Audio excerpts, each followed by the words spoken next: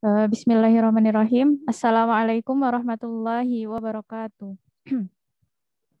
Waalaikumsalam warahmatullahi. Innal hamdalillah nahmaduhu wa nasta'inuhu wa nastaghfiruh wa na'udzu billahi min sururi anfusina wa min sayyiati a'malina may yahdihillahu fala mudhillalah wa may yudlilhu fala hadiyalah. Asyhadu an la ilaha illallah wa asyhadu anna Muhammadan abduhu wa rasuluh. Pertama, marilah kita panjatkan puji syukur kita atas kehadirat Allah Subhanahu wa taala yang telah memberikan kita nikmat iman dan Islam sehingga kita bisa berjumpa secara virtual pada sore menjelang berbuka kali ini. Kemudian sholawat beriring salam tak lupa kita sanjungkan kepada Nabi besar kita yaitu Nabi Muhammad Shallallahu Alaihi Wasallam yang insya Allah kita nantikan syafaatnya di yaumil kiamah kelak. Kemudian langsung saja mungkin kepada Ustadz Fahmi kami persilahkan untuk menyingkat waktu. Baik, terima kasih. Bismillahirrahmanirrahim. Assalamualaikum warahmatullahi wabarakatuh. Waalaikumsalam warahmatullahi wabarakatuh. Alhamdulillah. Alhamdulillahilladzi bi ni'matihi tatimmus shalihat wa bi taufiqihi tatahaqqaqul maqasid wal ghayat wa bi fadlihi tatanazzalul khairat wal barakat. Asyhadu an la ilaha illallah wahdahu la syarika lah wa asyhadu anna Muhammadan abduhu wa rasuluh la nabiyya wa la rasula ba'da.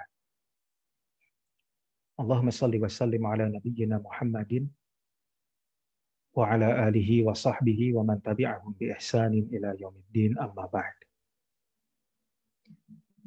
Jemaah yang semoga dirahmati Allah Subhanahu wa taala,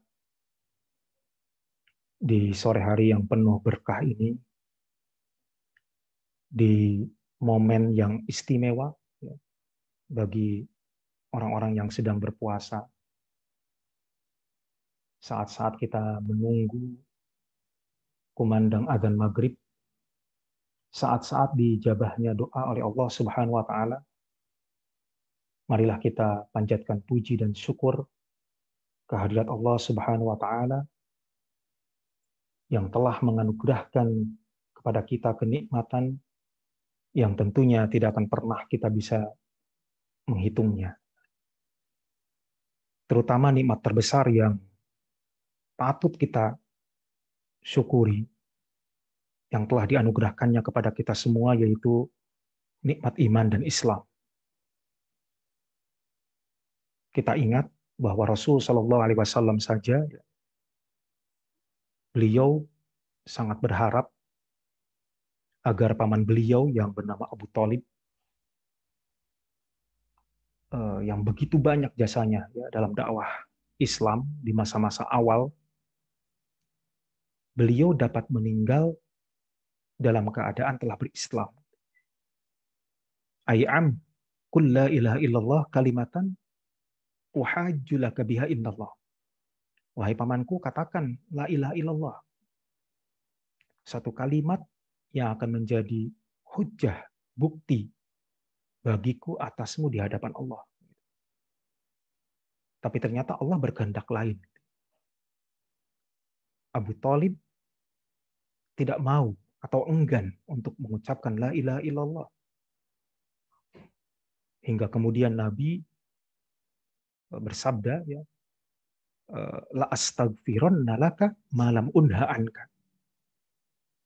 Sungguh, kata Rasul, aku akan memohon ampun untukmu, wahai Abu Thalib, selama aku tidak dilarang. Tapi kemudian Allah Subhanahu wa taala menurunkan satu ayat di surat At-Taubah, maka nalin nabiyyi walladzina amanu an yastaghfiru lil musyrikina walau kanu uli qurba. Jadi tidak sepatutnya bagi nabi dan juga orang-orang yang beriman meminta ampun kepada Allah bagi orang-orang musyrik. Walaupun orang-orang musyrik itu adalah kerabatnya. Jadi langsung diperingatkan oleh Allah Subhanahu wa taala. Kemudian Allah juga berfirman, innaka la tahdi man ahbabta, walakinnallaha yahdi man yasha. Sesungguhnya engkau tidak bisa memberi hidayah kepada orang yang kamu cintai, tapi Allah memberi hidayah kepada siapapun yang Dia kehendaki. Oleh karena itu, marilah kita syukuri, kita jaga nikmat terbesar yang telah Allah anugerahkan kepada kita. Jangan sampai kita sekali-kali meninggal dunia kecuali dalam keadaan muslim. Wala tamutunna illa wa antum muslimun.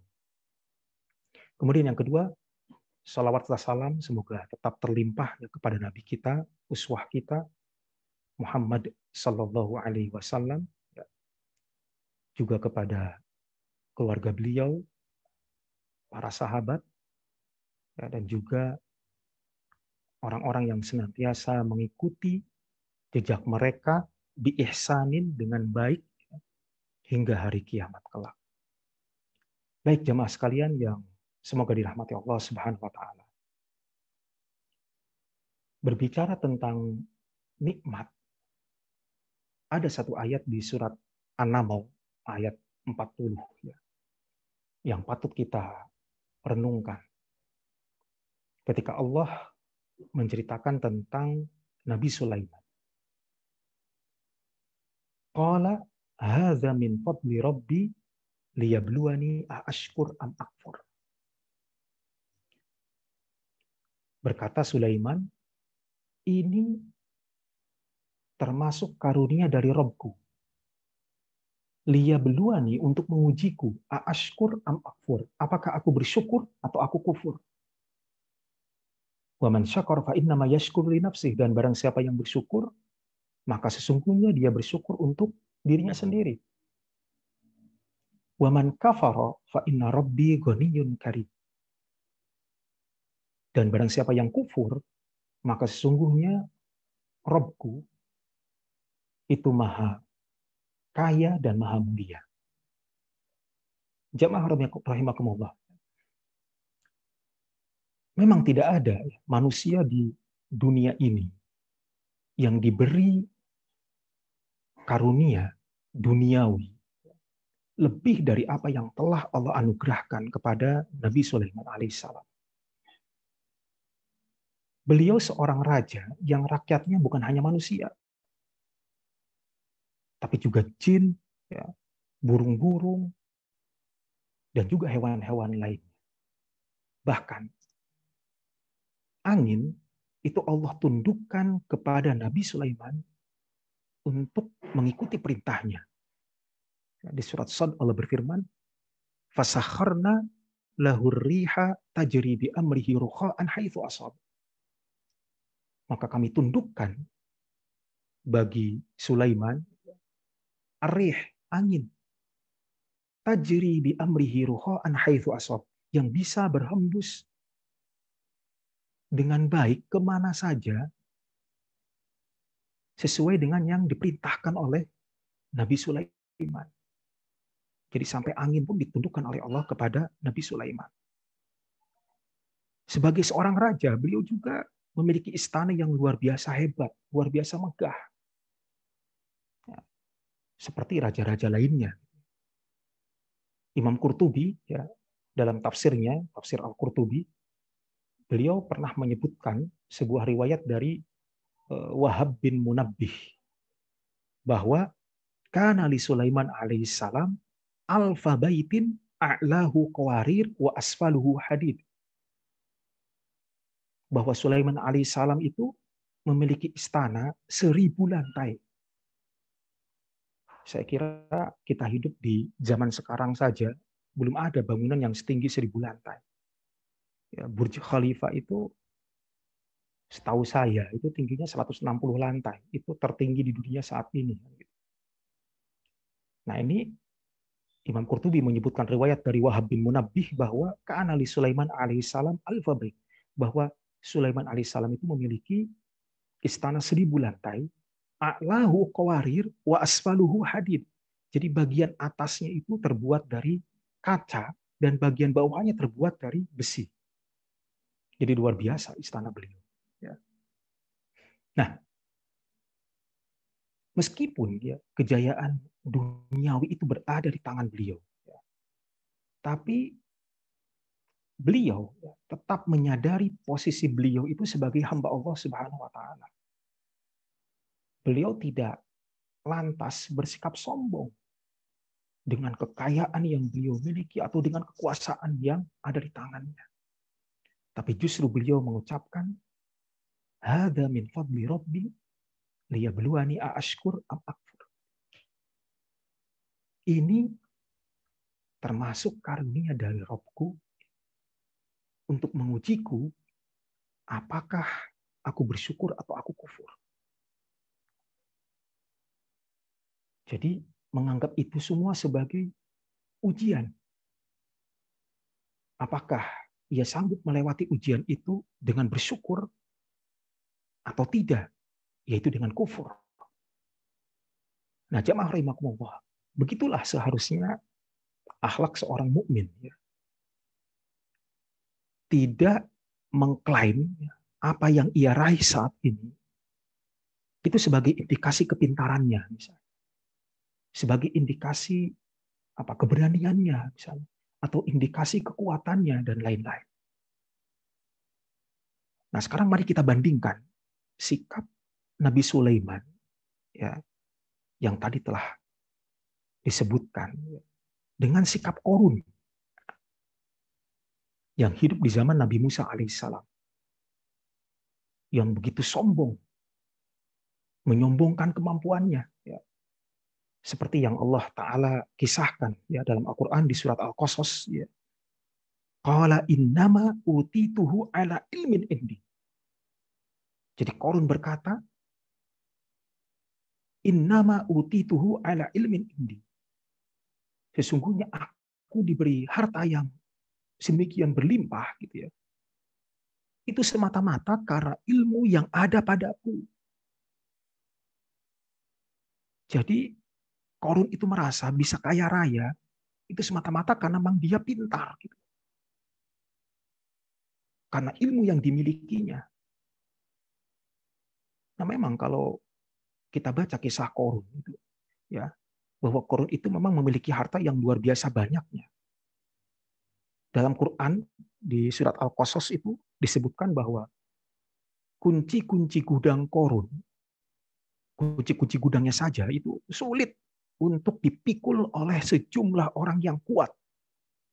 Ma inna mafatihahu latanu bil usbati ulil quwwah, kata Allah. Yang mana kunci-kuncinya itu sungguh berat dipikul oleh orang-orang yang kuat. Jadi bukan orang-orang yang lemah, orang-orang yang kuat saja kesulitan memikul kunci-kuncinya, belum hartanya, baru kunci-kunci gudangnya. Nah, Ibnu Abbas, beliau mengatakan bahwa untuk ya, mengangkut kunci-kunci gudang yang dimiliki Qarun, kunci-kuncinya ya, itu dibutuhkan setidaknya 40 orang yang kuat-kuat. Itu menurut Ibnu Abbas ketika mengomentari ayat ini. Jadi dibutuhkan setidaknya 40 orang yang kuat-kuat, bukan yang lemah seperti saya. Gitu ya. Baru disuntik vaksin lemas. Gitu ya. Tapi yang kuat-kuat mungkin seperti Adirai dan lain-lain. Gitu. Itu baru kunci-kuncinya saja. Dibutuhkan 40 orang yang kuat-kuat. Padahal menurut Abu Rozin, kalau diambil satu kunci gudang saja, dari sekian banyak kunci gudang yang dimiliki oleh Qarun, kemudian diambil satu kunci gudang, kemudian dibuka gudangnya, maka satu gudang itu bisa untuk mencukupi kebutuhan hidup seluruh penduduk yang ada di kota Kufah. Itu kata Abu Rozin. Jadi satu gudang saja, satu kunci kalau diambil, kemudian dibuka gudangnya, satu gudang saja itu bisa untuk mencukupi kebutuhan hidup penduduk kota Kufah. Itu satu kota besar di Irak. Maka tidak terbayang ya, betapa banyak tumpukan harta Qarun gitu, jika seluruh gudang yang dimilikinya itu dibuka. Maka tidak heran ya saat itu banyak orang yang berandai-andai ingin seperti Qarun, gitu. Ingin kaya raya, berlimpah harta seperti Qarun. Gitu.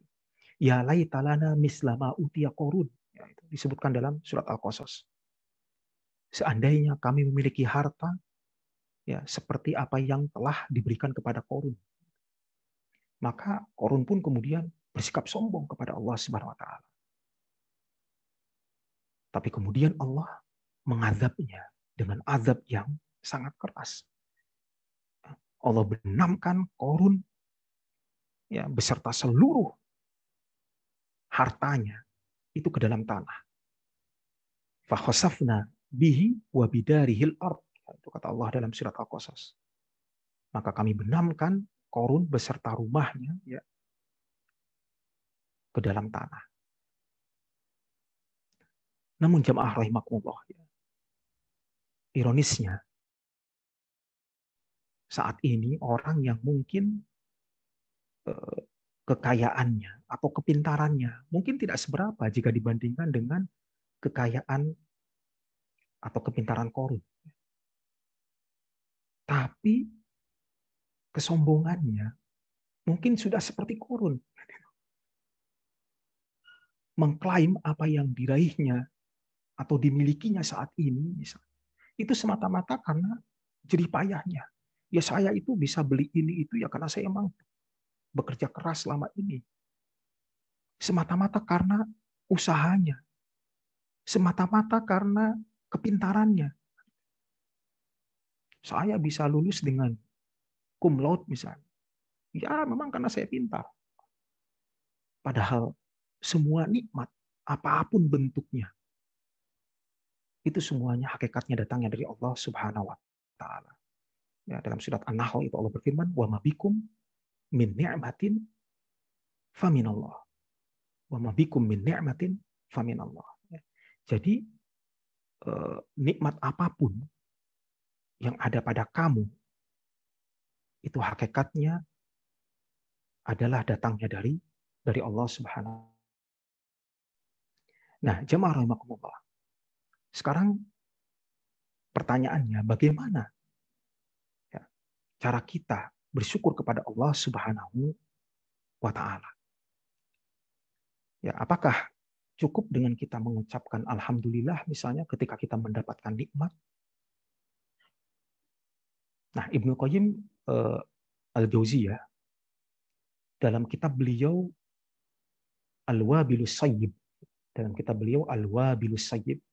beliau pernah mengatakan bahwa bersyukur itu memiliki 3 rukun. Bahwa asyukru mabniyun ala thalathati arkan. Bahwa syukur itu dibangun atas 3 rukun. Jadi kalau dibangun atas 3 rukun, berarti ketiganya ini harus ada. Tidak boleh ada satu dari ketiga rukun ini yang tidak ada. Sehingga kita tidak bisa dikatakan telah bersyukur. Yang pertama adalah al-i'tirafu biha batinan. Yaitu mengakui secara batin. Maksudnya apa? Maksudnya ya mengakui dalam hati bahwa apapun nikmat yang kita peroleh itu semata-mata dari Allah Subhanahu wa taala. Ya tadi ya firman Allah di surat An-Nahl, "Wa ma bikum min ni'matin faminallah." Dan nikmat apa saja yang ada pada kamu, maka itu dari Allah Subhanahu wa taala. Jadi hati kita pertama mengakui ya bahwa nikmat yang kita peroleh itu semata-mata datangnya dari Allah Subhanahu wa taala. Al-i'tirafu biha batinan, itu yang pertama. Yang kedua, rukun yang kedua kata Ibnu Qayyim adalah at-tahaddus biha zahiran. At-tahaddus biha zahiran. Jadi di samping mengakui dalam batin, secara batin, juga dinyatakan secara zahir. Ya, ya maksudnya mengakui dengan lisan bahwa pemberi nikmat yang sesungguhnya adalah Allah Subhanahu wa taala. Dengan mengucapkan hamdalah tadi, alhamdulillah atau yang semisalnya. Dan itu sebagai apa ya? Sebagai wujud pembenaran apa yang diyakini di dalam di dalam hati. Jadi hatinya meyakini, mengakui bahwa nikmat yang ia peroleh itu semata-mata datang dari Allah. Kemudian lisannya mengucapkan alhamdulillah, segala puji bagi Allah. Kan itu. Ya, jadi itu sebagai wujud pembenaran apa yang diyakini dalam hati. Ya, dalam surat Ad-Duha Allah berfirman, wa amma bi ni'mati rabbika fahaddits. Wa amma bi ni'mati rabbika fahaddits. Dan terhadap nikmat Rabbmu hendaklah kamu nyatakan dengan bersyukur, dengan mengucap hamdalah. Nah, itu rukun yang kedua. Jadi harus diyakini dalam hati, kemudian diucapkan ya, secara lisan, ya, menyatakan secara zohir. Ya. Kemudian rukun yang ketiga adalah tasrifuha fi mardati waliyiha wa musaddiha wa mu'tiha. Jadi rukun yang ketiga kata Ibnu Qayyim adalah tasrifuha fi mardati waliyiha wa musaddiha wa mu'tiha. Ya, maksudnya menggunakan nikmat atau anugerah yang telah Allah berikan kepada kita itu di jalan yang diridhoi oleh Allah Subhanahu wa taala.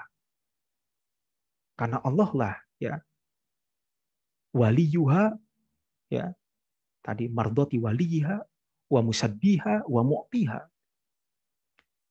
Jadi harusnya kenikmatan ya yang kita peroleh itu harusnya membuat kita semakin dekat dengan Allah Subhanahu wa taala.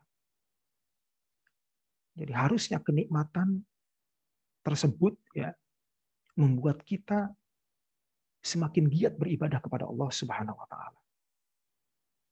Ya, dan ibadah itu kita tahu semua bahwa tujuan utama kita diciptakan adalah untuk beribadah. Wa ma khalaqtul jinna wal insa illa liya'budun. Ya. Jadi tadi ada 3 rukun ya. Jadi yang pertama adalah al-i'tirafu biha batinan, ya diakui dalam hati. Kemudian at-tahaddus biha zahiran, dinyatakan secara zahir ya sebagai wujud pembenaran apa yang diyakini dalam hati. Kemudian tasrifuha, jadi menggunakan kenikmatan fi mardoti, jadi jalan yang diridhoi oleh Allah Subhanahu wa taala. Jadi sekali lagi harusnya kenikmatan yang kita peroleh itu semakin mendekatkan kita kepada Allah Subhanahu wa taala. Ya. Jadi orang yang bersyukur kepada Allah itu pasti akan giat beribadah. Nah, sebaliknya orang yang malas beribadah kepada Allah, ya berarti dia orang yang tidak pandai bersyukur. Ya. Nah, kita tahu Rasulullah Shallallahu Alaihi Wasallam ya, itu bahkan sebagaimana disebutkan dalam sebuah hadis sahih riwayat Bukhari, bahwa beliau itu senantiasa beribadah sholat malam sampai bengkak-bengkak kedua kaki beliau itu. Gitu. Ya. Kenapa sampai bengkak-bengkak? Ya karena saking lamanya Rasulullah itu sholat gitu. Tidak seperti kita. Kita ini kan sholatnya relatif cepat gitu ya. Tapi yang terpenting memang terpenuhi rukun-rukunnya. Terutama ada rukun yang sering kita lupakan yaitu tumakninah. Maka kemarin saya melihat sebuah berita ringan bahwa Indonesia ini rekor sholat tercepat di dunia. Ya, jadi disebutkan bahwa karena sholat 23 rakaat itu bisa diselesaikan dalam waktu hanya 5-6 menit. Ya, itu bagaimana di situ ada tumakninah, padahal tumakninah itu merupakan salah satu rukun sholat. Nah, Rasulullah itu sholat malam hingga kedua kaki beliau itu bengkak-bengkak, yaitu karena terlalu lamanya sholat. Bahkan disebutkan dalam hadis riwayat Hudzaifah itu pernah ya Hudzaifah itu bermakmum pada Rasulullah. Ya, itu ternyata di rakaat pertama saja membacanya surat Al-Baqarah, kemudian surat Ali Imran, ya, dan surat An-Nisa, hampir 5,5 juz. Kemudian rukuknya lamanya seperti berdirinya. Kemudian bangun dari ruku, lamanya seperti rukuknya, yaitu lama sekali. Sholat 2 rakaat, tapi kemudian adzan awal sudah berkumandang.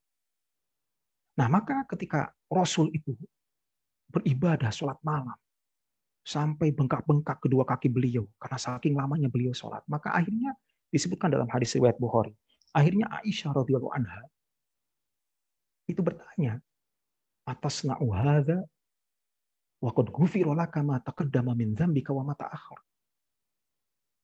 Kenapa engkau melakukan ini, wahai Rasulullah? Ya, padahal dosa-dosamu yang telah lalu dan akan datang itu telah diampuni oleh Allah Subhanahu wa taala. Wa qad ghufira laka ma taqaddama min dzambika wa ma ta'akhkhar. Nah, mendengar pernyataan istri beliau yaitu Aisyah, maka beliau Shallallahu alaihi wasallam kemudian bersabda, "Ya Aisyah, afala akunu abdan syakura." Wahai Aisyah, apakah tidak boleh aku menjadi hamba yang pandai bersyukur? Jadi tadi ya, ujungnya ya, ketika seorang itu pandai bersyukur, maka dia akan rajin beribadah kepada Allah Subhanahu wa taala. Ya. Maka dia akan semakin meningkatkan kualitas ibadahnya di samping kuantitas ibadahnya kepada Allah Subhanahu wa taala. Ya. Demikian yang mungkin bisa saya sampaikan ya pada kesempatan kali ini. Mudah-mudahan ya kita semua diberikan kekuatan ya, dan juga diberikan kemudahan oleh Allah Subhanahu wa taala untuk menjadi orang-orang yang pandai bersyukur ya. Dan orang-orang yang pandai bersyukur itu tidak banyak. Wa qalilum min ibadiyas syakur, kata Allah. Sehingga mudah-mudahan kita juga diberikan kekuatan oleh Allah SWT untuk bisa terus ya meningkatkan kualitas dan kuantitas ibadah kita kepada Allah Subhanahu wa taala sebagai manifestasi rasa syukur kita kepada Allah Subhanahu wa taala. Terutama di bulan Ramadan ya, bulan yang penuh berkah, apalagi kita sekarang sudah di hari ke-17 ya. Tinggal 3 hari lagi kita memasuki 10 hari terakhir bulan Ramadan. Mudah-mudahan kita semua bisa mengoptimalkan waktu-waktu yang ada di bulan Ramadan, detik demi detik yang ada untuk melakukan variasi amal soleh, variasi amal ibadah. Allahumma inna ala dzikrika wa syukrika wa husni ibadatik. Ya Allah, tolonglah kami untuk bisa selalu mengingatmu, bersyukur kepadamu, dan juga membaguskan ibadah kepadamu. Demikian yang bisa saya sampaikan, mudah-mudahan bermanfaat. Fastabiqul khairat. Assalamualaikum warahmatullahi wabarakatuh. Waalaikumsalam warahmatullahi wabarakatuh. Terima kasih jazakumullahu khairan Ustadz untuk materinya. Semoga apa yang telah Ustadz sampaikan bisa bermanfaat untuk kita semua yang mendengarkan. Itu mungkin sudah mau memasuki waktu berbuka di Jogja Ustadz. Sudah mendekati waktu berbuka. Kita tutup saja. Saya sebagai moderator, apabila ada salah-salah kata, saya mohon maaf. Kepada Allah, saya mohon ampun. Saya akhiri. Billahi fi sabilil haq fastabiqul khairat. Assalamualaikum warahmatullahi wabarakatuh. Waalaikumsalam warahmatullahi wabarakatuh. Terima Ya, kasih. teman-teman. Ya, sami-sami.